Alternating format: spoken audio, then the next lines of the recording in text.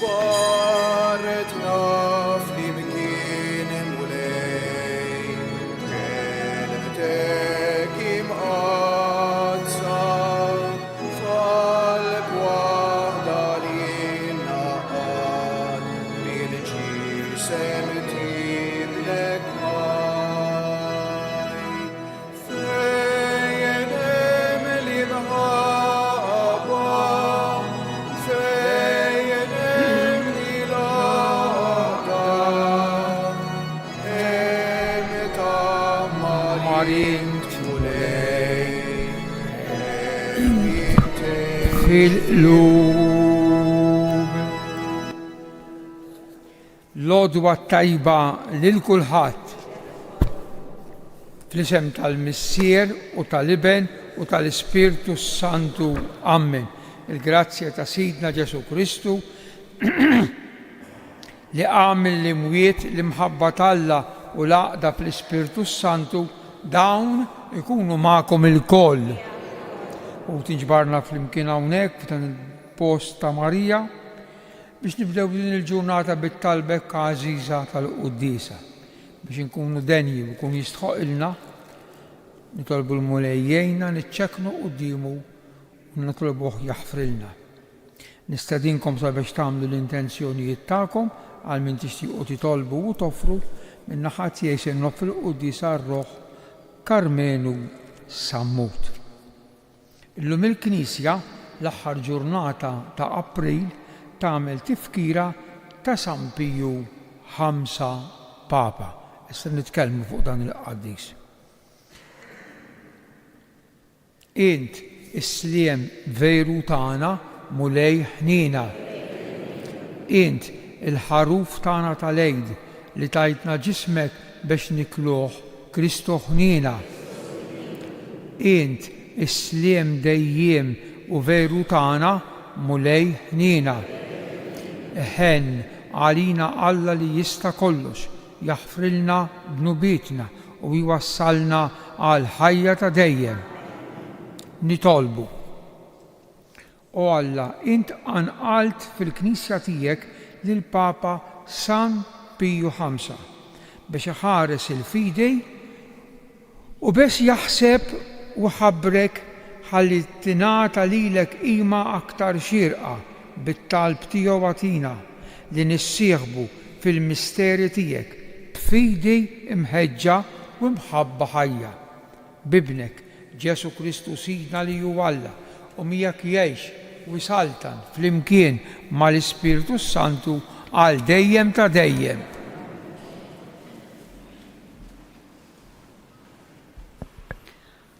Qari mill-ktieb tal-Atti tal-Apostli.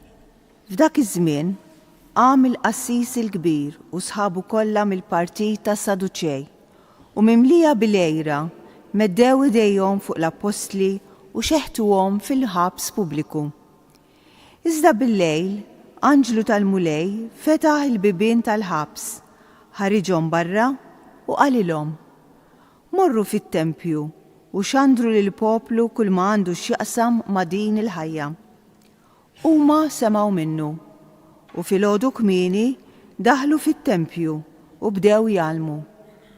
Imbagħad ġie l-qassis il-kbir flimkien ma' sħabu, sejjaħ laqgħa tas-Sinedriju, il-Kunsill kollu tax-xjuħ ta' Iżrael u bagħad iġib l-apostli mill-ħabs. Il-qaddejja marru u ma sabuhomx fil-ħabs u reġgħu lura bl-aħbar u qalulhom: il-ħabs sibnieh imsakkar tajjeb u l-assiesa kienu ħdejn il-bibien, iżda x'inftaħna ma sibna lil ħadd hemm ġew. Għal din l-aħbar, il-kmandant tat-tempju u l-qassisin il-kbar baqgħu imħasbin fuqhom u fuq x'seta ġara. Imbagħad ġie xi ħadd jgħidilhom: dawk li intom xħedtu fil-ħabs qegħdin fit-tempju jgħallmu lill-poplu. Il-kmandant tat-tempju mara lihom mal-qaddejja u ġiebhom miegħu, iżda mhux bil-forza għax kienu jibżgħu li l-poplu iħaġġarhom. Il-kelma tal-mulej. Salm responsorjali. Alleluja, alleluja, alleluja. kull ħin imbierek lil mulej, tifħiru dejjem fuq fommi. Bil-mulej tiftaħar ruħi, jisimaw il-fqajrin u jifirħu flimkien. Xandru il-kobor tal-mulej miegħi, ħanollu ismu flimkien. Jinfittix til-mulej u eġibni, minn kull biża tiegħi ħelisni flimkien. Ħarsu leħ u jiddi bil-ferħ wiċkom u ma jkollkomx għax tistħu.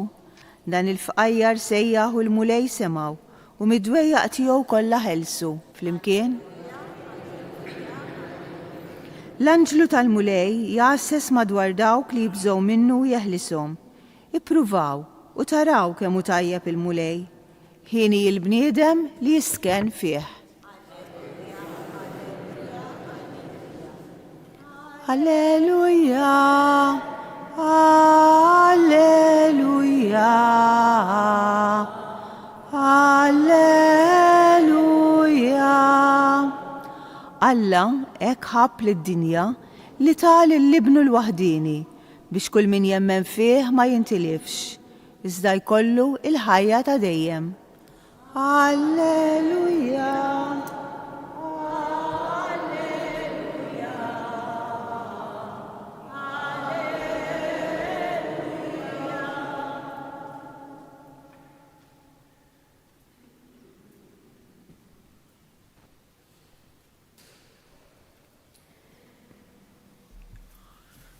Il-mulej ma'kum. Qari mill-Evanġelju skont San Ġwan. F'dak iż-żmien Ġesu qal lil Nikodemu, Alla hekk ħabb lid-dinja li tal l-ibnu l-waħdini biex kull min jemmen fih ma jintilifx iżda jkollu l-ħajja ta' dejjem. Għax Alla ma bagħatx lill-ibnu fid-dinja biex jagħmel ħaq mid-dinja, imma biex id-dinja issalva permezz tiegħu. Min jemmen fih ma jkunx ikkundannat, iżda min ma jemminx huwa ġa kkundannax għax ma jemminx fl-isem tal-Ibn il-waħdini ta' Alla. U l-ġudizzju huwa dan li jiddawl ġe fid-dinja imma l-bnedmin ħabbew id-dlam aktar mid-dawl għax l-emil tagħhom kien ħażin. Għax kull min jagħmel il-ħażin jobgħod id-dawl u ma jersaqx lejn id-dawl biex emilu ma jinkixifx. Imma min jagħmel is-sewwa jersaq lejn id-dawl biex juri li hemm Alla f'emilu. Il-kelma tal-mulej. Mena, l-ewwel ħsieb se nagħmlu fuq il-qaddejs li qegħdin infakruh tifkira. Tal-qaddejs huwa il-Papa San Piju V. Qaddejs San Piju V. Twieled il-parti ta' fuq tal-Italja, Alessandrija, fis-sena 1504. Sar patri, daħal patri, Dominikani dak li jilbsu l-abjad, il-libsa tagħhom bajda, Dominikani. Imbagħad baqa' tiela, baqa' miexi. Tarġa' sar isqof, sar kardinal.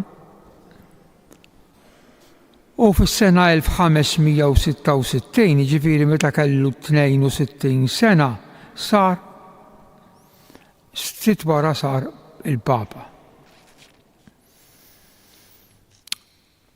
Fi żmienu ftit qabel kien hemm il-Konċilju ta' Trentu. Għallem ħafna fuq is-sagramenti dan il-Konċilju u dan il-Papa u l-liturġija tħabat ħafna biex it-tagħlim tal-Konċilju il-Knisja li huwa kien ir-raj tagħha tqiegħdu fil-prattika. Miet fl-ewwel ta' Mejju 1572.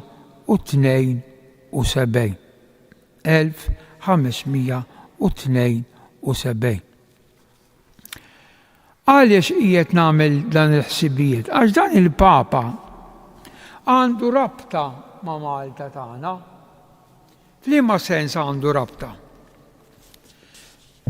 Fis-sena kif tafu din history 1565 aħna kellna l-assedju l-kbir u xek it-torok. U irbaħna, ħanejdu rbaħna. Tlifna u rbaħna, skifejt il-papa ta' il-mejjet, il-gwerer, qatt m'għandek rebħa, dejjem għandek telfa. Imma it-torok irritornaw.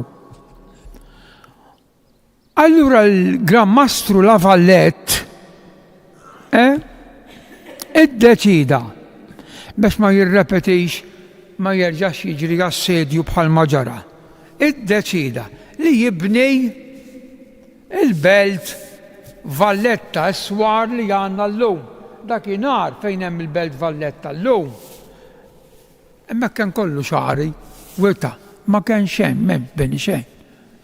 Difatti it-torok hemmhekk poġġew il-kanuni u stazzjonaw il-kampijiet tagħhom u għalhekk setgħu jisparaw għax faċċata tagħhom intom kollha mortu fuq il-barakka ta' fuq u x'hekk. Kien hemm wagħti hemm il-fortizzi San Michelu, San Tirmu u Sant'Angelo, eċetera, eċetera. Allura hemmhekk dik ix-xara Lavallette iddeċida li jibni l-belt ġdida b'dawk is-swar sbieħ li għandna llum li x'għandna x'ingawdu. Imma dejjem hekk fidi. Il-problema flus minn fejn wara assedju bħal dan. Lavallette, Malta. U billi kienet kwistjoni ta' fidi, għax kieku t-torok rebħu l-Malta kienu jistabilixxu ruħhom minn f'Malta, joqogħdu Malta, imbagħad minn hemm jattakkaw l-Ewropa, allura kienet kwistjoni ta' fidi. Il-Gran Mastru talab l-għajnuna tal-Papa, il-Vatikan. Li kien dan Piju V, Dominikan, devot ħafna tal-Madonna tar-Rożarju, għax id-Dominikani. U l-istorja tgħidilna li dan il-Papa sostanzjalment, jiġifieri sewwa, flus, bagħat il-flus mill-Vatikan lill-Gran Mastru biex permezz tagħhom ikun jista' jibni s-swar tal-belt Valletta. Fil-fatt, fil-belt minna li jaqrib il-qorti Repubblika hemm bust ta' dan il-Papa, tal-Papa San Piju V. U għalhekk jiena qedtilkom dan għandu ħafna rabta mal-gżira tagħna, ma' pajjiżna, il għaliex l-Gran Mastru Lavallette batlu flus sostanzjali biex il-Gran Mastru fl-imkien ma' Maltin ikun jista' jibni. Dak huwa l-ewwel ħsieb. It-tieni ħsieb ħan ngħidu mill-Atti tal-Apostli, issa dejjem minn dan il-ktieb naqraw. L-Atti tal-Apostli huwa l-ktieb it's history ta' x'ġara fl-ewwel snin tal-Knisja. Kristu tela s-sema u l-istorja tal-Apostli. Sadal-waqt nidħlu anke San Pawl magħhom. Dan huwa kollu miktubin fil-ktieb imsejjaħ l-Atti tal-Apostli. U llum għandna storja interessanti ħafna. Tiftakru meta Pietru u Ġwanni fejqu dak il-magħtub. In-nies bdet tersaq lejhom. Aħna ngħidu tikkonverti. Ġifieri Lowt isiru Lowt insara. Allura il-kapijiet, il-qassisin il-kbar, dawk tas-Sinedriju, l-Apostli li kien għadhom ħafna minnhom Ġerusalemm, ippruvaw ifixkluhom, ippruvaw jalqulhom ħalqhom bitħeddejt u anke bil-flagellazzjoni bis-swat għax il-Lowt ukoll kienu jsawtu 40 daqqa u kellhom anke l-ħabs ħdejn is-Sinedriju, dan għadu jeżisti il-ħabs. Għalfejn biex jisktu, ma jibqgħux jgħalmu dwar Ġesu. Ma ħoti ndaħluha fil-fond ta' qalbna. Intom ta' preżenti qudiemi u dawk li qegħdin jisimgħuni. Min jipprova joħodha kontra l-Knisja ta' Kristu u jmur minn taħt. Il-bibien tal-infern ma jelbujiex għal Ġesu lil Pietru u fuq hekk nibni l-Knisja bħalissa għandna bżonn nitolbu. Qegħdin f'dawn id-9 ijiem ta' vistu, ta' preparazzjoni novendiales bil-Latin, 9 ijiem 9 u 10 novendiales ta' vistu għax miet il-Papa u fl-istess ħin nitolbu nippreparaw. Allura min jixxellef, jipprova jfixkel il-Knisja anke jekk jakkesa, imma ma jirnexxilux. Sa mill-bidu, issa niġu għall-istorja.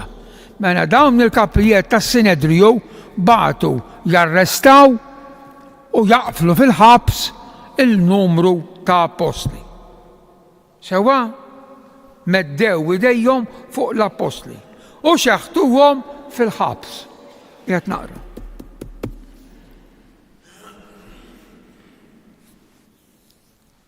Bil-lejl, aħna, bil-lejl il-mulej fetaħ il-bibien tal-ħabs, ħarġhom barra u għalilhom morru fit-tempju għada fil-għodu u pritkaw xandru.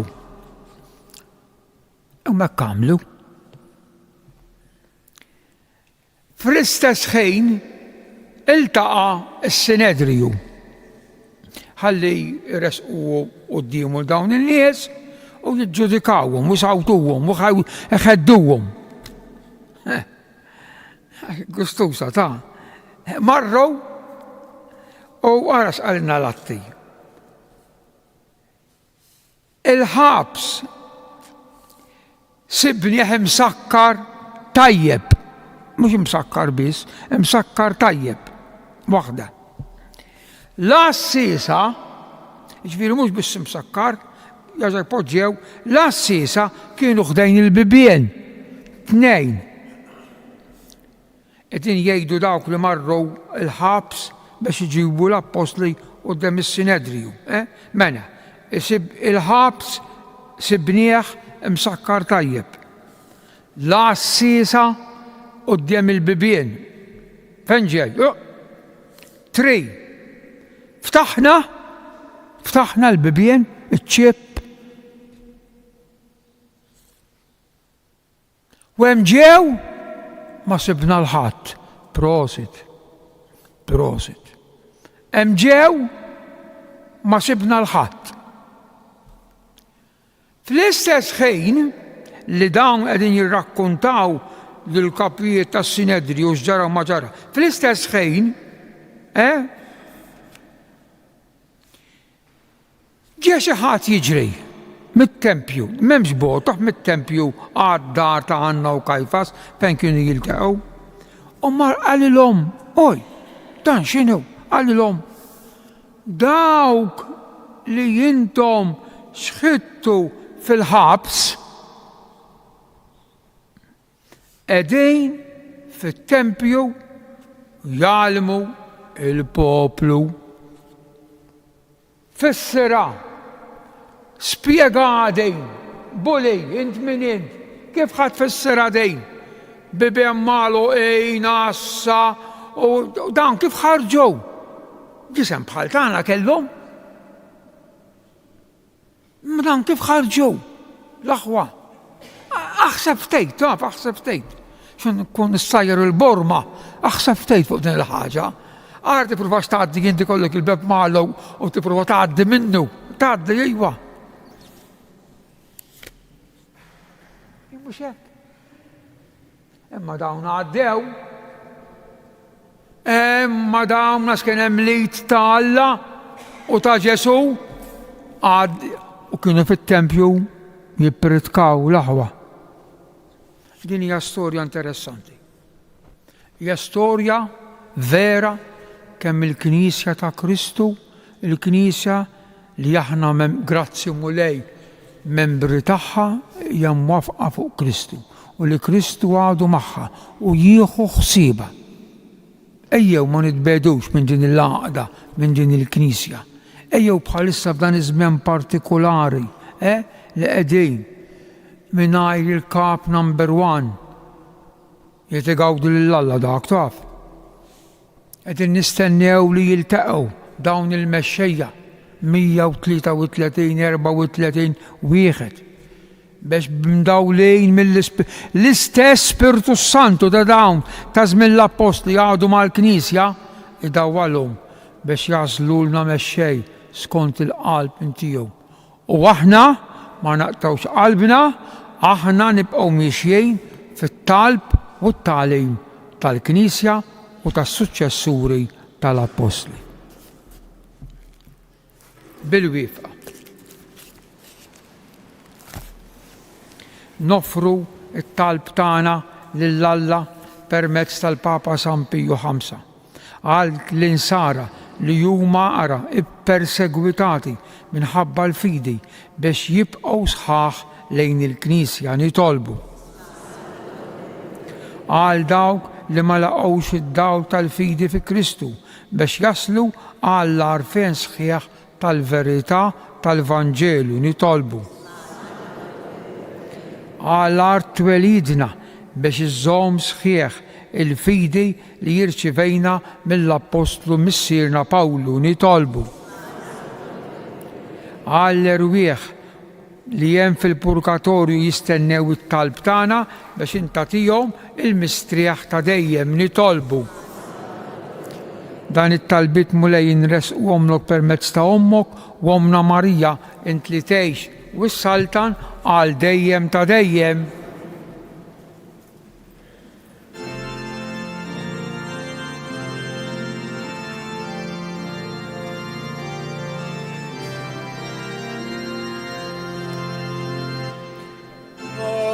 Anja ta' ferħin semmu friġ l-altar tiegħek.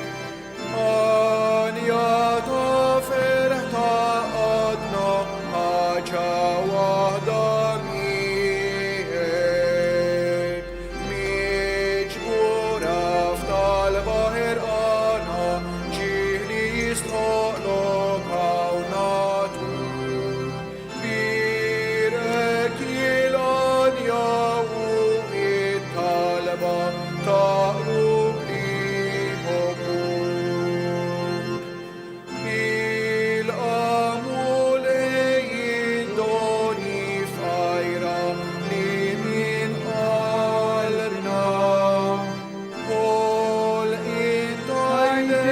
Nofruhom Lok flimkien ma' talbna. Mibtula f'ġismek u f'demmek ranta kull barka ruħ issir.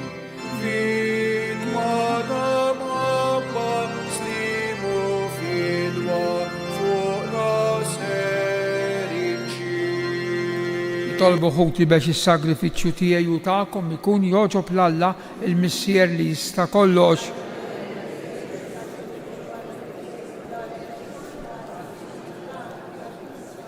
U Alla li tista' kollox għamil li niċċelebraw kif jixraq il-festa tal-Papa San Piju V biex kifin bil-kelma u bl-eżempju tiegħu rittu jkun ta' ġid għal merħla għafdata fidejh hekk ukoll aħna nħossu l-qawwa tat-talb tiegħek bi Kristu Sidna il-mulej magħkom. Nerfaw lubna l fuq. Nitżuħħaj il-mulej Alla tagħna. Sewwa xieraq ta' sew mulej Missier Qaddis. Tajjeb u taġid tas-salvazzjoni tagħna li dejjem u kull imkien inroddulek ħajr bi Kristu Sidna. Għax biex timla bil-ferħ l-Knisja tiegħek fil-festa tal-Papa San Piju V int qawwija bl-eżempju tal-ħajja tajba tiegħu, issaħħaħha fil-erf bit-tagħlim li hux għandha u tilqa' talb li jagħmillek għal ħarsien tagħha. Għalhekk flimkien mal-anġi u l-qaddisejn infaħruk u ntennulek bla qeda għaddejs mulej Alla.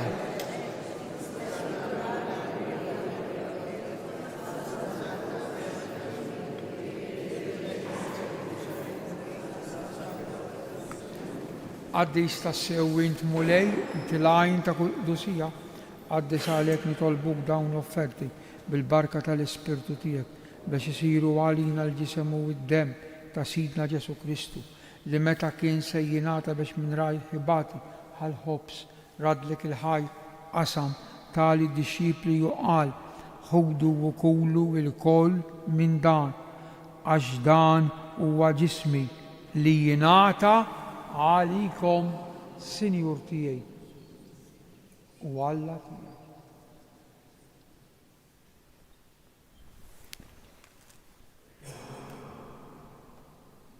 Ekku koll wara li klaħal kalċi reġa' il-ħajr tali d-dixxipli juqalilhom ħudu biex xorbu minnu il-koll għax dan huwa l-kalċi ta' demmi tal-patt il-ġdid li jibqa' dejjem.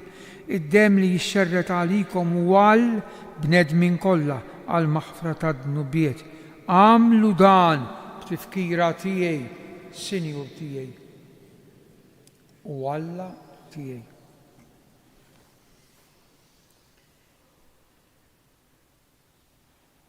Danu il-misteru tal-fidi jinħabru.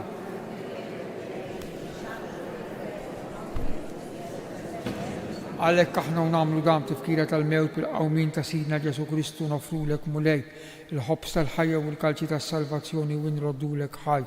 Għax għoġbok tilqana quddiemek biex naqdukom biċ-ċokon tagħna nitolbu li l-Ispirtu Santu jaqgħadna f'ġisem wieħed lilna li nieħdu sehem il-ġisem u d-dem ta' Kristu. Ftakar mulej fil-Knisja tiegħek imxerda mad-dinja kollha u taqaf l-imħabba flimkien mal-isqof tagħna Anton mal-isqifijiet u l-ministri kollha tiegħek. Ftakar ukoll f'ħutna li raqdu bit-tama tal-qawmien fil-qaddej tiegħek Karmen u Sammut. Daħħalhom quddiemek fid-daw tas-sebħ tiegħek. Ħenna għalina l-koll nitolbuk għati lilna wkoll il-wirt tal-ħajja ta' dejjem flimkien mal-Verġni Mqazza Malla Marija, ir-raġel tagħha San Ġusepp, l-Apostli il-Papa San Piju ħamsa u l-qaddisin kollha li jgħixu fil-ħbiberija tiegħek sa mill-bidu tad-dinja. Għamel li magħhom infaħruk u nsebħuk b'Ġesu Kristu ibnek, bi Kristu, ma' Kristu u fi Kristu. Jingħata lilek Alla Missier li tista' kollox flimkien mal-Ispirtu Santu, kull ġieħ u glorja għal dejjem ta' dejjem. Ejjew inkomplu nitolbu kif għallimna u ridna nagħmlu li ben ta' Alla għas-salvazzjoni tagħna flimkien missierna li inti fis-smawwiet.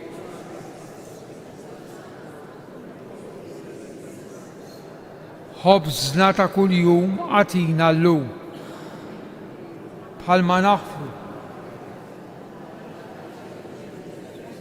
Ħisna nitolbuk mulej minn kull deni, għatina fit-tiba u ħnina tiegħek il-paċi fi żminna biex inkunu ħilsa mid-dnub u mħarsa mill-inkwiet aħna u nistennew u nittamaw ilena u l-miġja tas-Salvatur tagħna Ġesu Kristu.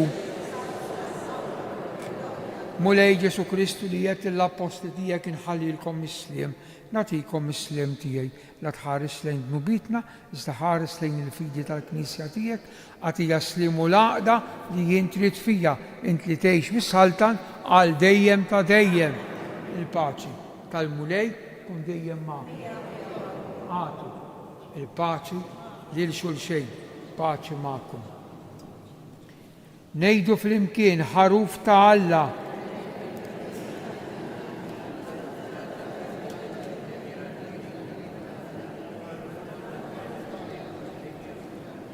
Danu Ġesu il-ħaruf ta' Alla imqajjem il-mewt u glorjuż ħen aħna mistiedna għal din l-ikla ta' dan il-ħaruf mulej.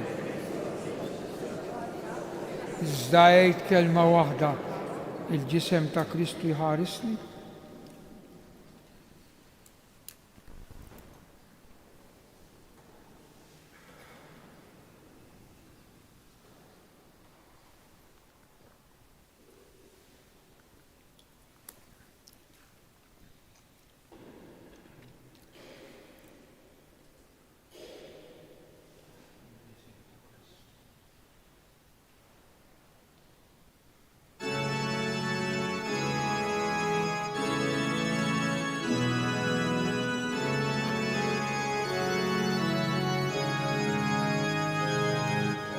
imbirek mulej għal dejjem u imbirek li sem għaddis tiegħek.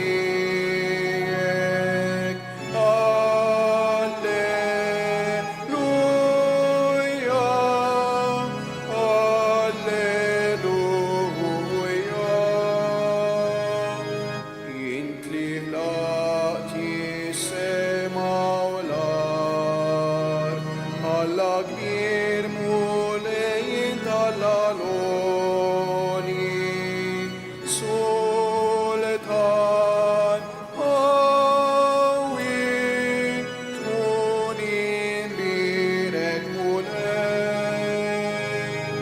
tkun imbirek mulej għal dejjem u imbirek li sem għaddis tiegħek.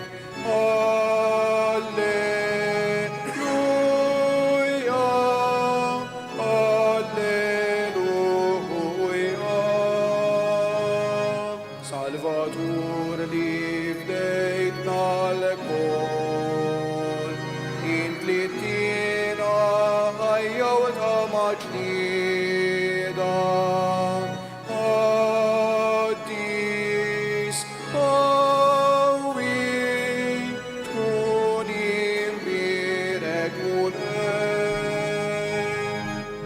imbirek mulej għal dejjem u imbirek li sem għaddis tiegħek.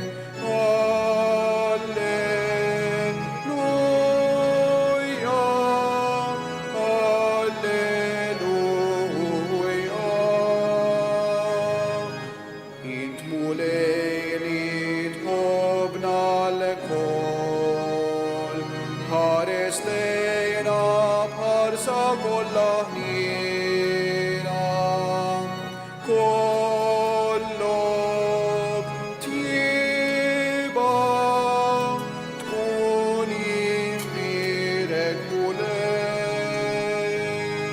tkun imbirek mulej għal dejjem u imbirek li sem għaddis tiegħek. Alleluja, alleluja.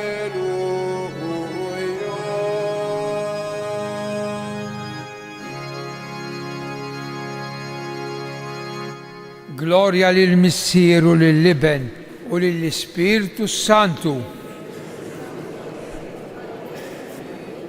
Grazzi, Sinjur Alla, nitolbu mulej Alla tagħna għamel li jiddoni li tajtna fil-festa